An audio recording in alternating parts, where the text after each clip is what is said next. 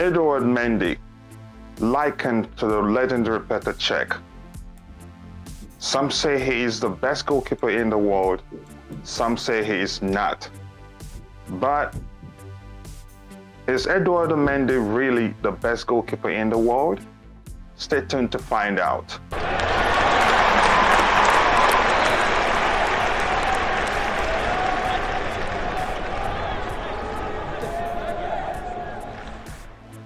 And to present Mendy's profile with me is Matt from CSC Chats. Matt, welcome to Chelsea Perspective. Yo, Coachila, appreciate having me on. We're going to talk about a fantastic player today. Absolutely unbelievable player. Awesome. Thank you very much. And I'm happy that you found time to discuss Edouard Mendy's profile with me. It's a very important one, and I believe his life story is something that people will learn from. So let's get into business, Matt. So can you give us an overview of Edouard Mendy's life story, or history, if you like? Yeah, I mean, this man's it's a very big history. Born in France, cousins to Ferland Mendy from Real Madrid wingback, and meaning he's related to Benjamin Mendy too. So growing up, them three used to play each other in France. And it's as unbelievable just to see, the three of the Mendys, who are now absolutely massive stars, are all playing together, all trained together. He was born in France, but he has Senegalese background. Obviously, that's why he plays for Senegal. But again, he wasn't really raised in a poor family. He was raised in a very middle-class family. So he had the opportunity to go to expensive teams, expensive schools, and get the knowledge of football from, schools and big clubs. So he was obviously born in France. He started his first age team in 7. I think it was age 7, if I don't believe, in a small, League Cup in France, very small, just playing for fun. He didn't end up joining a professional club until 2014. Then after that, he actually fell out and was jobless. So at 2015, he played professionally for a year, but didn't make it. He got dropped. So a year later, at age of 22, he was jobless, and his agent left him, and he decided to quit football for 1 year. But from the motivation from his parents encouraged Edouard to resume the sport again. And that's what I just find unbelievable. His parents encouraged him. He listened to his parents, and then he got into, I don't know how to pronounce this, Marseille in France. I think that's how you pronounce it. He got into them. Marseille. Yeah, Marseille. Yeah. He got into their B team in 2016. And then from there, it's just history. He went to Rennes. From Rennes, got them, to the Champions League. And then Petr Cech, obviously, the amazing scouter, got him into the club. And from there, it's just history. It's an unbelievable story, really. Yeah, it is truly an unbelievable story. And like I said, there's a lot to learn from his life story. The importance of listening to your parents. In his case, he listened and he didn't give up. Had he not listened to his parents, we wouldn't know anything about him. That's a great story to learn from, like I've said before. So now, Matt, let's move to his abilities. Can you give us an overview of his abilities as a goalkeeper? Yeah, I will put Edouard Mendy for, one of the keeper. What do they call it? It's the Golden Glove.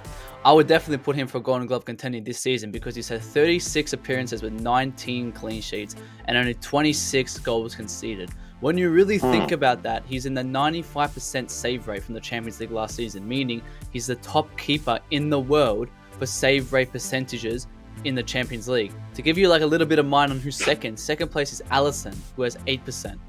So that's unbelievable. He's only just behind Neuer, with Neuer's at 11%, and Neuer's been a world-class keeper for 6-7 years. So he's just been unbelievable this season and last season. And from coming in at such, a difficult time where he came in, he played under Lampard where his tactics weren't that good, and then under Tuchel he just developed. But he's a very good player at getting in the air. We see it every week, week in, week out, where you don't see headers from Rudiger or Thiago because Mendy comes outside the box and just catches it. And that's one of his massive abilities, which I really, really like. And he's also learned to be very decisive. He knows what he's going to do before the shot or the cross comes in. Hence why you always see him go out of the box. You see him getting these quick reflex, quick saves, and why you don't see a lot of Chelsea conceding goals, because he's just very, very decisive, and that's what you need from a keeper. Yeah, that's great to see, and I must say, some of the one of the most pronounced of his let me say his abilities that people don't talk about that much is he's quite good on the ball. He's quite good on the ball, and he doesn't panic. He's very calm on the ball. Even to some measure that scares me sometimes, that he's going to lose the ball and opponents will take the ball and score against us. And also his passing ability is something also people don't talk about that much. If you remember, he was the person to pick out Ben Chilwell, and with that pass, he did cut off about 6, 7, or even 8 Manchester City players. That's quick thinking for me, because he was able to see Ben Chilwell, and he picked him out before Ben Chilwell dropped it with a single touch to Mason Mount, who now found what's his name, Kai Havertz. Yep. And also high claims. High claim is something I like in goalkeepers, and he does that a lot. So sometimes when you try to cross the ball that is trying to go across the face of his goalpost, he stops it from reaching the person that it's headed to. I think he did that also in the Champions League, and that was towards the dying minutes of the game. It was Sergio Aguero that crossed the ball, and Mendy stopped it from reaching, I think Gabriel Jesus and Hugh again. I think it was Phil for then also, but that's great to see. I mean, he's got some great qualities, and the most important thing that I would say is that he makes the most of his height, because he's a very, very tall guy. And thank you very much for taking some time to give us an overview of his abilities. Now, I know the way you spoke, it's clear that you love the guy so much. But putting aside how much you love him, they say nobody is perfect, and we know that. And the same saying applies to football players, because there's hardly a player on planet Earth that you can pick out and not find a weakness in that player. So for Edouard Mendy, Matt, what would you say are his weaknesses? For me, I can't pinpoint any, but maybe you know a few or one. And so again, the question is, what would you say are Edouard Mendy's weaknesses? Well, probably to point out what you said, actually, I will count his weakness as his ball playing skills. But the thing is, he has muchly improved on that, but it's still not at the capability where, it's world class. He fumbles and panics a bit on the ball when he receives it, but he's integrated the fact that when he gets the ball, he's going to start to panic. Meaning, if he's not strengthened and confident on and receiving the ball, he's going to be very, very panicky once he receives it. Hence why he doesn't want to receive it on the ball. We saw that tactic from Arsenal. I'm going to remember it from Arsenal. Remember Lacazette, when he gave the ball away from panicking. And Lacazette, thankfully, Lacazette's horrible and he didn't score. But that was just a situation where, he just panics a bit when he gets the ball. And he puts Chelsea players in a sense that he invites a bit of pressure. I think because players know that he's not great on the ball, when they see him playing back or starting again and structuring up, people start to press a bit higher, and it invites more pressure to the back. But I think over time, before I say that, and from that though, he still has never conceded a goal from it, unlike we saw Kepa with Sadio Mane, and we've seen a lot of other keepers do that. But he's never conceded a goal from it, which is good. But I think that was a lot under Lampard and in the early Tuchel days. And as you said, his ball playing skills is getting better. It's getting better. It really is getting better. Him as a person is getting really better, and we'll get into a bit of that later. But I think that one little weakness he has is he's just how he plays on the ball. Yeah, I think that's a great observation there. And if you recall, when after responding to your answers to the previous question, I did say something, his calmness on the ball. Sometimes I fear that he's going to lose the ball to the opponent, and then they will score against us from him, because he's so calm and on the ball that it just scares me. I think, I agree with you, that's a weakness also, because in some cases he delays passing the ball as quickly as possible, and then when it's too late, he panics and then gives the ball away, gives the ball to the opponent, if I'm allowed to put it that way. So now, but that's, by the way, Matt. Now, since he's come to Chelsea, would you say he's improved? If you say yes to that question, how has he improved? Well, I think he's improved dramatically, to be fair. I mean, we got him under Lampard, and under Lampard, we just did not, with all the players, we just didn't see the full capability under Lampard. I felt like he wasn't a big sweeper keeper. I remember back under Lampard days where he conceded under a sweeper keeper position, and he just wasn't comfortable coming out of the box. Now that I think about it, now he's much more confident under Tuchel to come out and kind of lead the team. So I definitely see him becoming a leader in a sense later on. But from his improvement, he's really improved his confidence, and that means he's confident, meaning the defense is confident. And because the defense is confident, we're not going to be seeing as many shots on target because they've been very, very strong this season too. But with Mendy, I think his sweeper keeper material has improved dramatically, and I think we're going to be seeing a lot of, not to the Edison level keeping sweeper keeper, but we'll definitely see an improvement for what we saw against Lampard, because that was horrendous. Now, it's absolutely outstanding how he's improved on that. Yeah, that's also another great observation from you, because under Frank Lampard, it seems as if he's always reluctant to come off his line. And if you look at the goals, a few goals that he conceded under Frank Lampard, had he come out earlier, in some cases, I believe he would have stopped those goals, but he didn't then. But under Thomas Tuchel, that seemed to have changed, because I think twice now also he's come off his line to save us, because we play a very high line. I think one of them was against Arsenal, if I'm right. I'm not sure. The Mind series?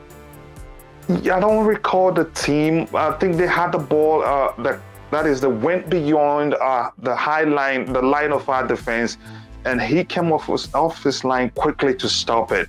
I think it's in the Premier League. I'm not sure what team, but that's by the way. Yeah, now, before we continue, please, if you're enjoying this video, take some time, click on the like button. It is free, it won't cost you anything. And also subscribe to the channel if you haven't. And please click on the bell notification button. And if you please would do me a favor and also go check out CFC chats and also do the same thing there. I promise you will thank me later, because they have some great content and great guests as always there. So please go check out CFC chat also. Now, Matt, moving on. We've talked about his abilities, his weaknesses, and how he's improved. Now, you talked about his save percentage and how he ranks amongst some of the best goalkeepers in the world currently, if I may put it that way. Would you say he is the best goalkeeper in the world? I will go to the extent of definitely putting him in the top 3. I think there's a couple, like probably Neuer, who's been outstanding this season, and maybe we could consider Oblak, but again, he's just been outstanding, honestly, and I do see him a major contender for the Golden Glove. So overall, you're saying he's currently the best goalkeeper in the world? Definitely in the Premier League, I think he's the best keeper in the Premier League. I think in the world, I think the only person who could be a bit better is Neuer. Yeah, but some people would argue that Neuer didn't win the Champions League. The last edition, Mendy won it. It's a great shout if you ask me. I mean, he's capable of winning it, and he's done enough. If politics aside, he could win it. Yeah. Okay, so now let's go to that is what he brings to the table from a goalkeeping perspective. I know we've talked about his abilities. It is somewhat similar to what he brings to the table, but how would you explain to an average Chelsea fan what Edouard Mendy brings to the table, how he helps a team, how he makes a team better? I think he's just an all-round goalie. Now, if someone does not know anything about Chelsea, I would say, well, when you look at him, he's starting to be more vocal on the pitch. So we could possibly be seeing a captain from him. And I think, he brings everything to the table. He's got the height, he's got the saves, he's now learning to become a sweeper keeper. He's learning his kicks, so he's got everything. It's like we compare Reece James and Trent Alexander-Arnold, even Alonso and Chilwell. Trent Alexander-Arnold, he is more attacking, yes, but Reece James is overall, he attacks, he defends, he does everything. So I think an all-round player is something you want to have in the team, besides someone who can just improve, and how do I explain, like, advance in one type of prospect. Like Edison, he's only really a sweeper keeper. That's what he's known for. Mendy, we can't really point out what he's known for because he's known for everything. And he just brings a lot of height. Majority of it is his height. And what we mentioned before, what he brings is, what I said before from the crosses. And I said we don't see many headers from the defenders because he's always there. He's always there to come out the box. He's there to catch it. He puts his body in front of the ball, and that's something I always tell on stream. I'm like, when people put their body in front of the ball, I love it. I love it because, body in front of the ball means you're committed to play this game. You're committed to win. Yeah, great point right there. Yeah, he brings high claims.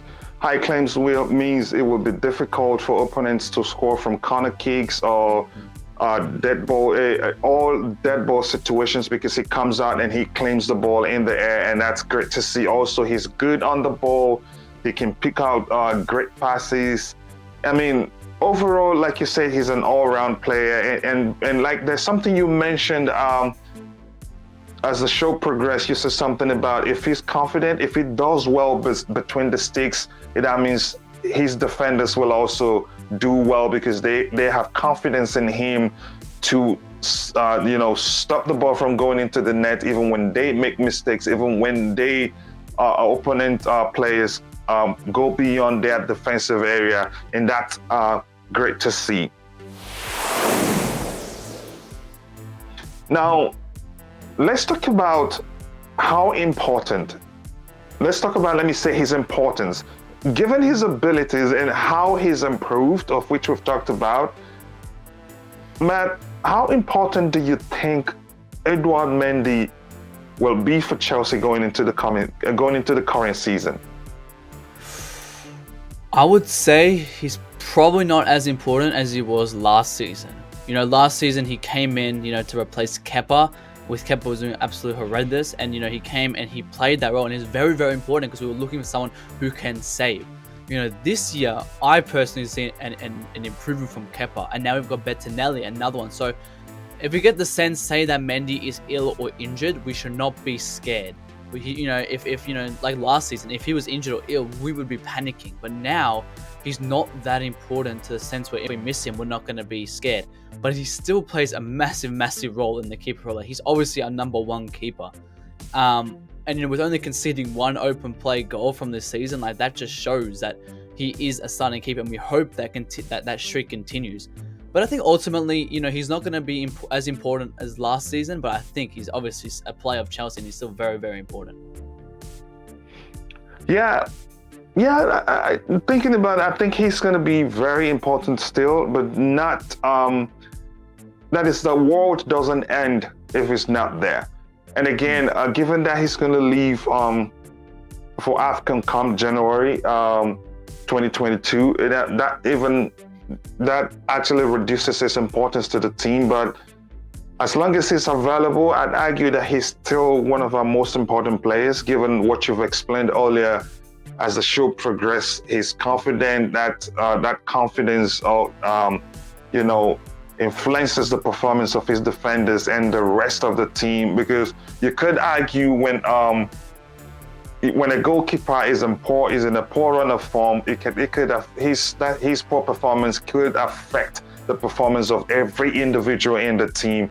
So yeah, I'd say he's still very, very important to us. But given that he will leave for AFCON in January, that affects his importance to the team, and it means that this season, you could argue that the most important of the goalkeepers will probably be Kepa Arrizabalaga, and thank goodness he's been in great form. So when Mendy is not around, we have a capable hand to deputize for him.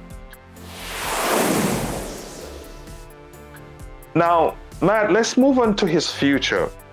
It was just a few months into his I think it after winning the Champions League. I'm not sure when, or was it under Frank Lampard? There was just some nonsense in the media. I think probably some clickbait websites or so talking about how Real Madrid is interested in securing his signature.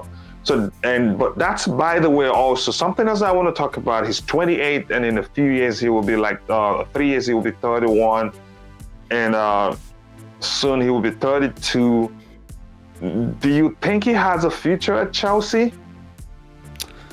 I mean, it really depends. As you said, I think he's 29 or 29, 28, however old he is. He's in his prime now. We should be seeing the best of him from right now. But keepers go to the age of 35. As we see with keepers these days. So he has his contract to, I think it's 2025. Yeah, 2025. So it's a long contract. So he'll be here to probably when he's 34, 35, max. But I see us really selling him in the next coming 2 to 3 seasons if we get a new manager, because there is a lot of upcoming keepers who are very, very young. One example, Donnarumma, who just signed PSG. There's Neves, who's kind of old, but that Leeds keeper as well, Mesler. There's a lot of upcoming keepers now. And I see the market really, really just progressing with keepers. So I think he has to fight for this spot in the next coming seasons. But I think if he stays till 2025, we can see him, rotating as a second keeper if we sell Kepa, which we probably will. So I think he would stay here till 2025, but I think there's definitely going to be another keeper from now to 2025 we're going to be seeing. And they may be a starting or a secondary, but I feel like he's not going to be playing as a starting keeper till 2025 at Chelsea. Okay, let me ask you this question. By the way, that's a great response to the question, but a follow-up question is, now, how about the notion that goalkeepers get better as they age?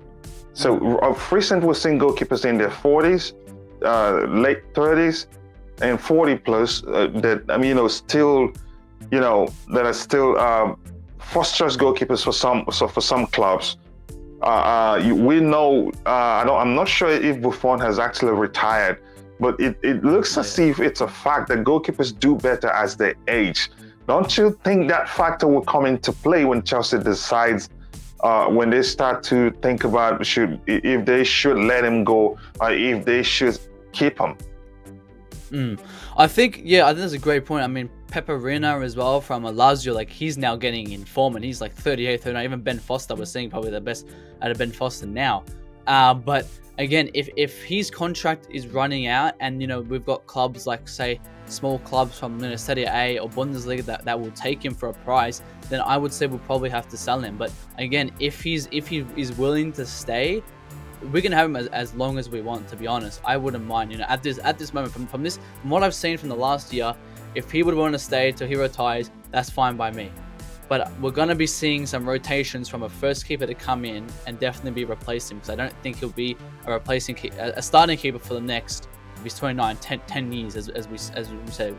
I don't think we've seen that really from anyone.